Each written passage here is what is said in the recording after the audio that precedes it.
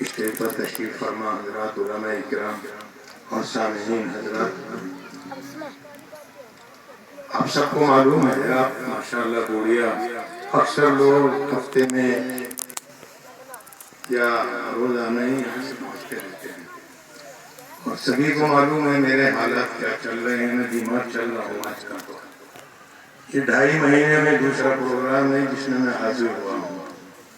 ہم نے یہاں کے ناظم صاحب کو پہلے عرض کر دیا تھا، بیٹے کو میں کہا وعدہ نہیں کرتا، ارادہ کرتا ہوں، کیونکہ میرے ڈاکٹروں نے سفر بند کر رکھا ہے، اگر صحت ٹھیک رہی تو ضرور حاضر ہوں گا تھوڑی دیر۔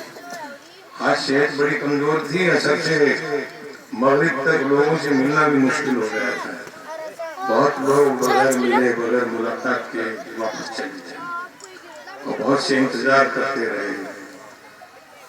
تو ہم نے وہاں سے فون بھی کیا کہ ہم 10 منٹ کے لیے آ رہے ہیں، صرف اسٹیج پر حاضر ہوں گے، لوگوں کے روبرو ہوں گے، کہیں ناظم صاحب کو لوگ یہ بات نہ کہیں تم جھوٹ بولتے ہو، بوڑھے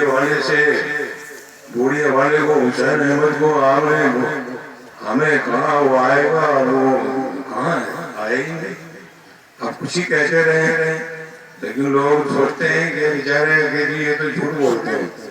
اللہ حفاظت کرے اور بدگمانی سے بچائے۔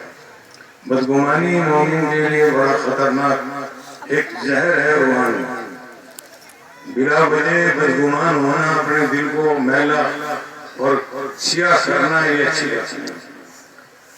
سوچے بندہ کہ جو کچھ کہہ رہا ہے ٹھیک ہے، اللہ آپ کی محنت کو اس مدرسے کو قبول فرمائے، جو یہاں محنت ہو رہی ہے اس میں اور برکت نصیب فرمائے۔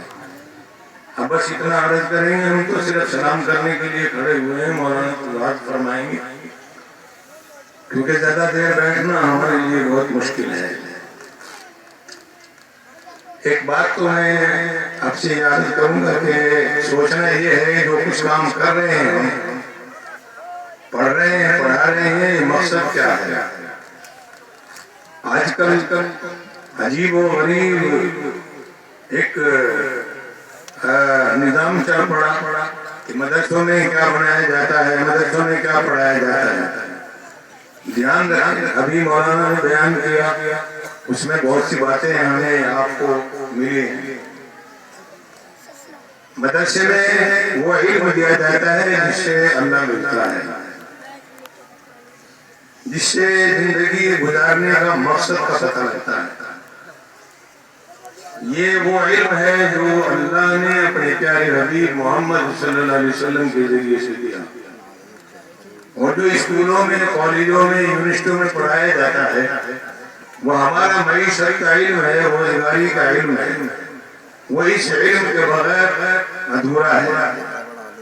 کوئی آدمی اگر بہت بڑا گریجویٹ اور بہت بڑا سائنسٹسٹ بن جائے، اس دین کا علم نہیں ہے تو وہ گھاٹے میں رہے گا۔ یہ علم اس کو قبر تک ساتھ دے گا، قبر کے بعد اس کا ساتھ چھوڑ دے گا۔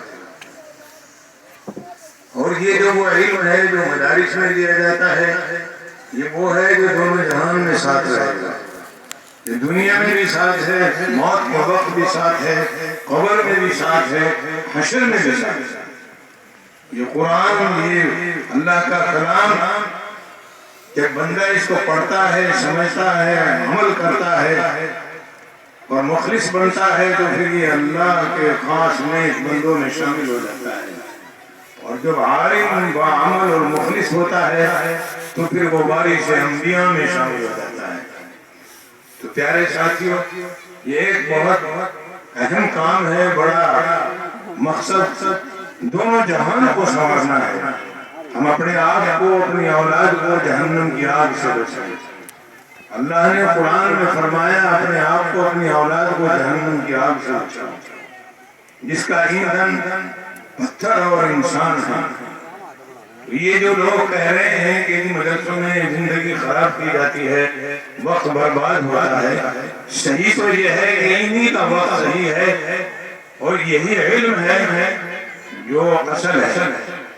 ابھی ہم نے عرض کیا یہ دونوں جہان میں ہمارے ساتھ رہے گا۔ قبر کی روشنی کیا ہے؟ یہی قرآن ہے، حشر میں یہی قرآن ہماری رہنمائی کرے گا، ہماری بخشش کا ذریعہ بنے گا، ہمیں جنت میں لے کر جائے گا، جہنم کی آگ سے بچائے گا۔ اگر ہم اس کو سمجھیں گے، پڑھیں گے، عمل کریں گے تو یہ کامیابی ہے۔ یہاں پر یہ مدرسہ بچوں کا ہے، بیٹیاں پڑھتی ہیں، ان بیٹیوں کو اللہ تعالیٰ یہ علم برکت کے ساتھ دے، یہ جب اس کو پڑھیں گی اور اس پر عمل کریں گی، ان کی آنے والی نسلوں میں دین آئے گا۔ یہ اپنے بچوں کو دینداری کی طرف لے جائیں گے۔ ابھی وقت نہیں اور میری بھی صحت اجازت نہیں دیتے، اور یہاں حضرات علماء کرام تشریف رکھتے ہیں، بتلائیں گے کہ کیسی مائیں ہوئیں اور انہوں نے اپنے بچوں کی تربیت کس طرح کی، کیسے کیسے۔ ہمارے خواجہ قطب الدین بختیار کاکی رحمۃ اللہ علیہ، جو خواجہ معین الدین چشتی رحمۃ اللہ علیہ کے خلیفہ ہیں، جب ان کو ان کی اماں نے مدرسے میں داخل کیا تو وہ قرآن کے تہائی حافظ تھے۔ جب وہ قرآن پڑھنے لگے تو دیکھا یہ تو قرآن پڑھتا ہے بچہ، اس کو تو یاد ہے، ابھی 4-5 سال کی عمر ہے، یہ قرآن کیسے یاد ہے اس کو؟ تو پوچھا گیا تو معلوم ہوا کہ جو اماں ہیں وہ ان کی اماں حافظ قرآن ہیں، اور وہ ان کو لوری دیتی تھی تو قرآن پڑھتی تھی۔